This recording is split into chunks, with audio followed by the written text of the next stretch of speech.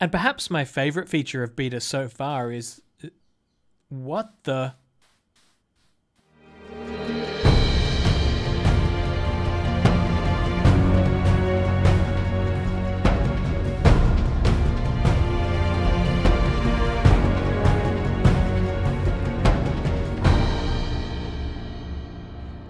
Hello everyone, it's bugmancx here, standing in front of the Alpha House in our Let's Play world of Minecraft The Journey. Here we are in Minecraft Alpha version 1.2.6, possibly for the final time, because the next version of Minecraft that we need to upgrade to is going to be Minecraft Beta version 1.0.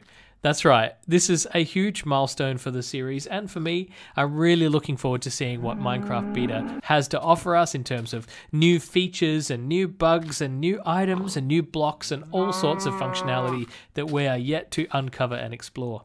But we need to move out of this area because we've lived here in the Alpha House for quite a while now, and we're going to find a new place to live, somewhere with newer terrain because we're still in the older world terrain at the moment, and I want to live somewhere brand spanking new.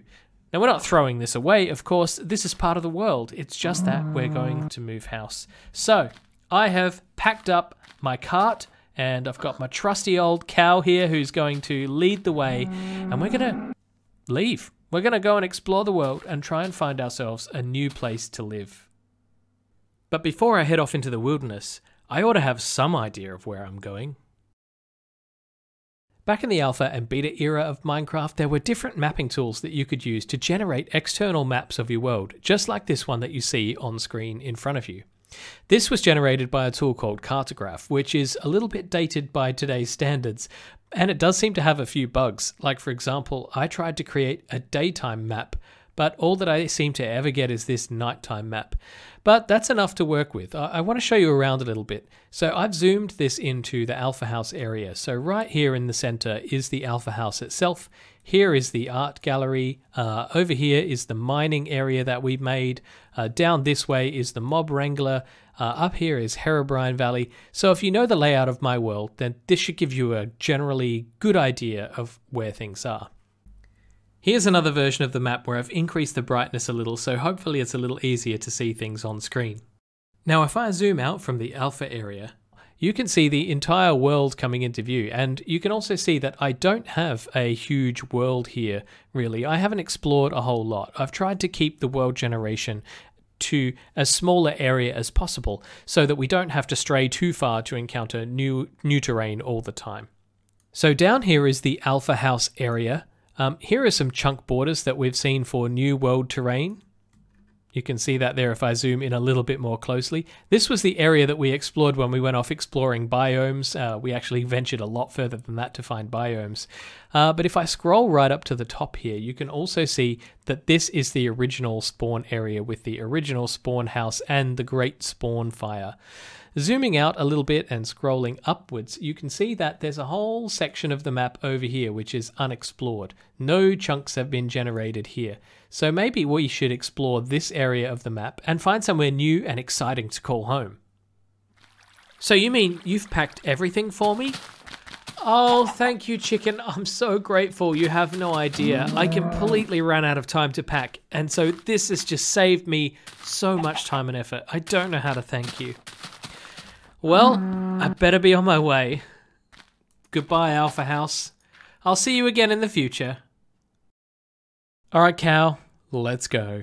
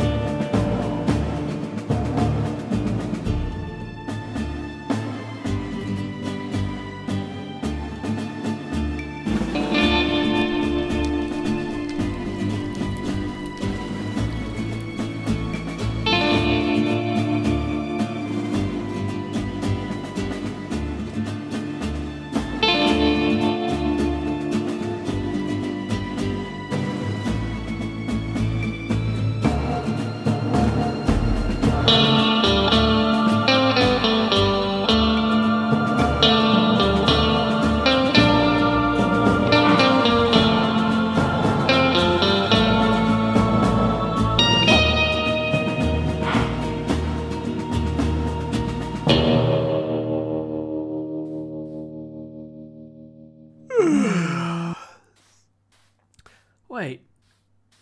Where am I? Is this the new lands? Cow, you've taken me to the new lands. And there's some friends. Well, this is certainly different. We've got some new terrain to explore. Looks like we're at a lake. Oh, you've picked a nice little spot. We've got some mountains in the background there and some other mountains over that way. Nice work, cow. Well, I guess we better unpack and settle in, right? Thank goodness for that chicken packing everything for me. Wait a minute. Wait a minute. That chicken didn't pack anything! Oh, man. Well, I guess it's back to basics for a little bit.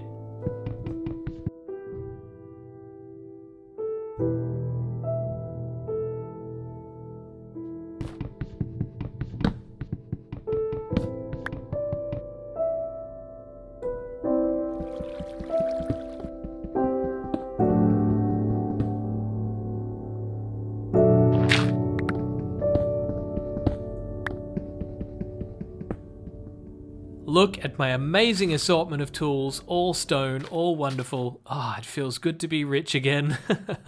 But we're still here in Minecraft Alpha, and it is time for us to upgrade to Minecraft Beta. Now, the terrain should be okay because it's the same terrain generation between these versions of Alpha and Minecraft Beta, so I'm not too worried about that.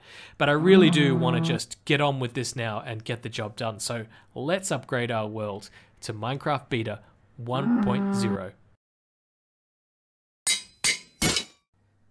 We're in! Minecraft Beta 1.0. Can't believe it. Wow. Let's go and see if everything looks the same. I know that there were obviously a few changes added. One of them is this. Look, leaf decay has returned, and it is stated as being different. It works differently to how it worked before. So hopefully this is the version that'll stay in the game now, and hopefully it won't cause us any problems. But look, all these lovely saplings for replanting the trees. It'll be good to get access to logs again. This is a really, really good change. There's a couple of other things changed in this version as well. I'm on the lookout for some chickens. Let me have a little bit of a hunt around for some chickens. I see you, chicken. Come on, lay an egg. I need you to lay an egg. On the count of 3, I want you to lay an egg. 1, 2. Oh. Well, thank you. Well, I just built this little dugout waiting for the night to pass so I can gather up some more eggs and smelting up some iron that I found in the floor. Then I put a chest down and I thought, well, I'll just use that to put some of my items away, and came across a very strange phenomenon. I have these items in my inventory. All of these I was able to put in, but I'm trying to pick up items. I'm clicking furiously on these items, but none of them... Oh, the sapling. I can pick up the sapling, but if I try and pick up this dirt, can't do it. Pork chop? No. Axe? Shovel? Pick? Sword? No. None of these items I can pick up, but I can pick up these items in the chest. Can I put them in my inventory? Can I pick them up again? Yes. This is very, very strange. I might just relog and see if I can figure out what's going on. We're back. Let's try that again. No, nothing. I'm very confused. I might just restart the entire game. Okay, game restarted. Let's try again. No. How we... Okay, hang on. Can I even move these items? Yeah, I can move these items without the chest open, but I just can't pick them up when the chest is open. This is interesting. I might have to do a bit of investigation. Well, it would seem that beta 1.0_01 fixes a double chest bug, and I would dare say that this is the double chest bug that it fixes. It also fixes a rare crash on load level bug. So why don't we just upgrade to that now so that I'm not inconvenienced by this chest issue, and then get on with the game. That's much better. I can now move items around. Well, thankfully that wasn't a permanent issue. Now, where were we? Yes. Eggs. just one egg will probably not be enough for what we need to do. Whoa, where did you come from? Okay, this was not what I expected and not what I had planned for. Get out of it. No, no. But we're going to need more than one egg for this experiment. You see, a guy by the name of Wild got in touch with Mojang and threatened to eat a USB stick if Notch didn't add the ability to throw eggs into the game. No, really. Now, of course, we couldn't have that, and so Notch tweeted back that he'd be adding this into the game. Now, with throwable eggs, there's a 1 in 8 chance of spawning a chicken when they break. But not only that, there's actually an even lower chance of a single egg spawning up to 4 chickens. Now we've got 5 eggs and 5 chances. So let's give this a try. Egg number 1, away! Egg number 2, away! 3, 4, 5. We got a chicken.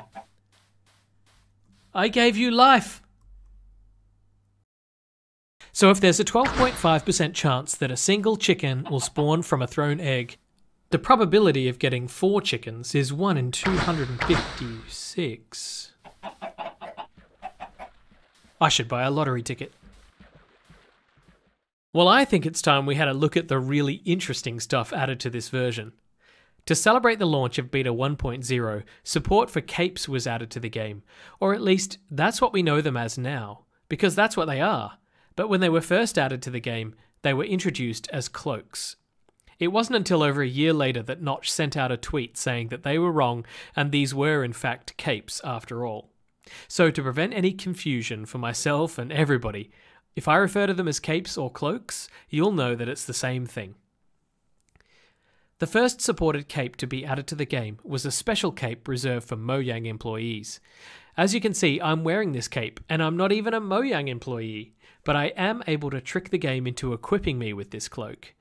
If you remember a long time back, I discussed how the older versions of Minecraft used to download the game sounds and player skins from the Minecraft.net website, and because this functionality no longer works, you need to use a proxy service to make sure that the sounds and player skins work in most early versions of the game. As of Beta 1.0, the game will try to download player cloaks using Minecraft.net in much the same way as the skins. Unfortunately, at the time of this recording, the Betacraft proxy service which I use doesn't support cloaks, but I've set up my own proxy service to intercept these cloak requests and serve back any cloak that I want. Announcing support for cloaks, but then only providing cloaks for your own Mojang employees and then nothing for players might seem like a bit of an unfair move from Mojang. So the community forums were actively working on figuring out how to allow players to customize and display their own cloaks in-game. These methods usually required modding the game's code, so it really wasn't an official way of obtaining cloaks at the time. But players would not be entirely left out after all. For Christmas Eve and Christmas Day 2010, as well as New Year's Eve that same year, all players would be given a special cape to celebrate those two events. But these were only temporary and couldn't be kept by the players. And, check this out. I don't think that's working as intended. Anyway, cloaks or capes weren't the only surprises added into Beta 1.0. In Notch's blog post for this release, the last line reads, "And something else, which is even more rare." Players were busy figuring out what this rare thing could be, and they eventually worked out that it wasn't actually something rare, but rather something exclusive. You see, at the time, Notch was a big fan of the electronic music artist deadmau5, who, if you don't know who he is by the way, he's the guy with the giant mouse ears. deadmau5 was also a very big fan and an active player of Minecraft. He even ran his own public server. So that rare feature that Notch was talking about was actually an exclusive feature for deadmau5. That's right, Notch actually put ears on the player model exclusively for deadmau5. So whenever deadmau5 would visit a server or when players would log into deadmau5's server, they would be greeted with this, Although at the time he wore a red skin, and deadmau5 was known for having skins of multiple colours, but I think he's actually had this blue one since about 2011, so it's fairly accurate, I guess. Here's a picture that Notch actually put on his own blog about this skin 10 days before the beta release came out, so maybe that was Notch's way of kind of dropping it as a hint as to what that special thing was going to be. In multiplayer mode, the player's name will render right above its head, like right up there where my name is. But because deadmau5's ears were so unusual, special code had to be added to the game to accommodate the size of his ears. As you can see, deadmau5's name renders considerably higher than mine. Unfortunately, the way all of this was coded meant that it only ever worked for the player deadmau5. No other players had access to these special ears or any other kind of modifications like this, but what would happen if we could? So, does this make me cool now? Alright, now we're just getting silly. Wait, I've got an even sillier idea. I got him at Disneyland. Okay, I hear you. That's enough shenanigans for one day. There's a couple of things I just want to finish up on before we wrap up today's episode. First, I happen to notice in this version, totally overlooked it the first time, that there are now tooltips. Every item that I put the mouse over, you can now see what it's called. We've got cobblestone, dirt, gravel, iron, ingot, wool, sand, and coal. And you may remember a while ago when the nether was introduced, it was actually really unclear for players what all of the new blocks were called. So as soon as we have a nether portal up, I'm going to be heading into the nether to try and work out what all the official names of those blocks are. The other thing that I wanted to have a look at before we finish up the episode is a really strange quirk that I found in multiplayer when I was fiddling around with all of the deadmau5 stuff. First, ignoring the very rude creeper that decided to explode itself next to me, what is that? It looks like all of these chunks are repeated over and over again, but as you can see, as I move closer towards them, they disappear, like ghost chunks.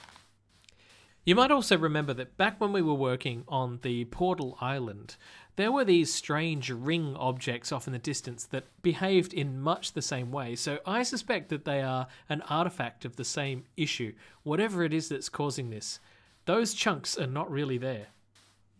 But now we can really see it. It's just endless. And that chunk boundary on the left is legitimate, that's a real chunk boundary.